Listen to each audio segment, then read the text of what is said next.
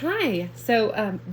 My name is Mary Jo Braddy, and I am doing this video on oral language development strategies for Foundations of Reading, the Emergent Reader. Um, I selected vocabulary lexicon as my strategy, and I've come up with 3 different ways that this could be taught in the classroom. And so I just want to go over those really quickly.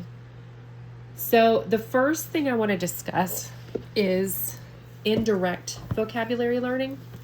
So I have here a lovely McDougall little life science book. My daughter just graduated from homeschool, so handy dandy. And I love biology. And I thought this would be a really poignant way to demonstrate these strategies because you've got the life cycle of the frog here.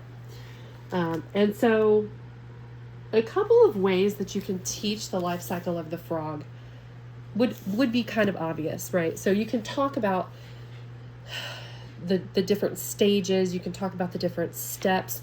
And in fact, the first strategy for teaching vocabulary I wanted to touch on was the indirect vocabulary learning, and that's through read-alouds. That's through the use of academic language. So as a teacher, when you're reading these sections with your students, and even allowing them to read them, you are exposing them to the academic language that is necessary to understand the subject matter. For example, in this specific section, what it talks about is the wood frog life cycle. I'm going to show it to you one more time. It's the wood frog life cycle, and the words are very tiny. I'm sure it's difficult to see on the screen. But as I read this, I'm just going to read a couple of things.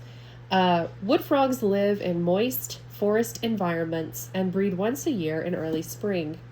A female adult wood frog deposits a mass of eggs in a pool of fresh water.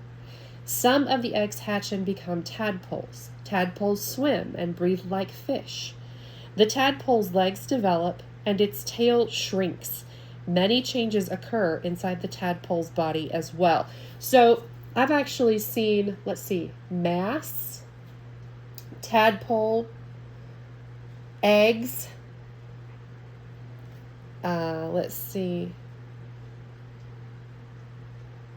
and then because of the type of frog that this would be a moist forest environment. So pool of fresh water, moist forest environment. Those are all key words that are going to be necessary to learn. In fact, there's a real world example listed here that I could read with even more. Transformation, fish-free ponds and puddles. Habitats. So this is a rich example. You can pull a lot out of this. But as students are hearing these words, they're kind of starting to put things together. Some of them, if they have exposure or schema, they're going to be able to pull some of that information in and go, I know what a habitat is. I know what a mass is. I know what an egg is. May not look the same. They might reference a chicken egg. Not quite the same as a frog egg. However, it's exposure. This is something that they can reference. And so with that, the second example that I wanted to give was direct vocabulary instruction. So as students are listening to their specific passage, there is an opportunity for teachers to provide worksheets, and I don't have a physical example of this because I could not find what I needed for this particular textbook.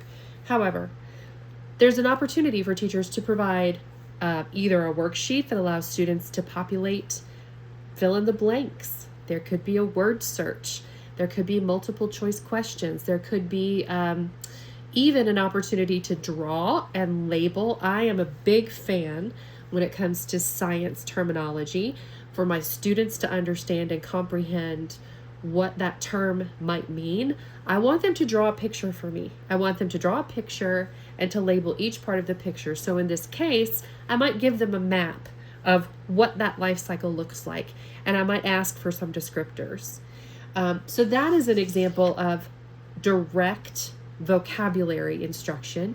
You're going to be very explicit. You may provide a word bank with definitions. You might verbally cover these things in class before you ask the students to actually complete the worksheets. So these are things that you're going to be doing directly with the students.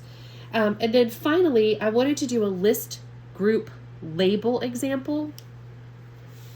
So in this case, what we do is we find a subject, which obviously is about frogs, and then we just list our words. We ask the students, okay, what words do you think of when you consider what frogs do? And they'll say things like jump, hop, croak, eat, ribbit. And then on this side, where are they?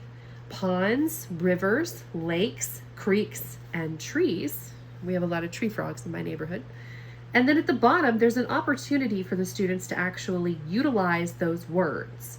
Frogs move by, and then frogs live in.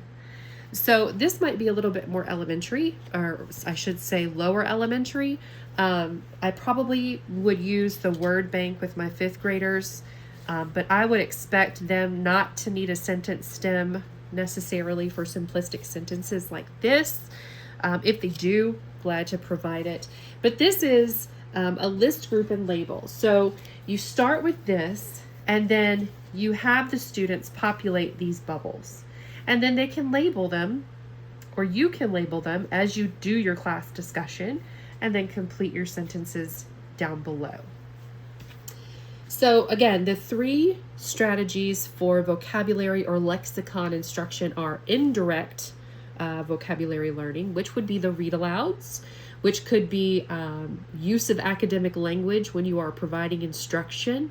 I think it's very critical that if you expect a student to know the terminology, you use that terminology as you address the subject matter.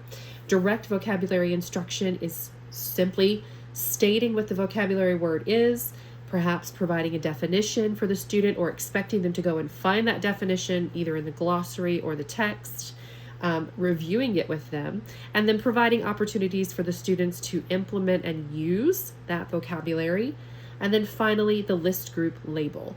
Start by introducing the topic to the students, ask them what this topic makes them think of, maybe provide categories, have them sort them. You know, if you've got a chance to print some things out and use some of those cookie sheets and get some words on magnets, have them sort. Have one cookie sheet that's strictly for the what they do or where they live, and then have the other cookie sheet for that second column, and then have the students actually attach the magnets to the cookie sheets. They might be able to do this in a center. This might be good for center rotation. Thanks so much.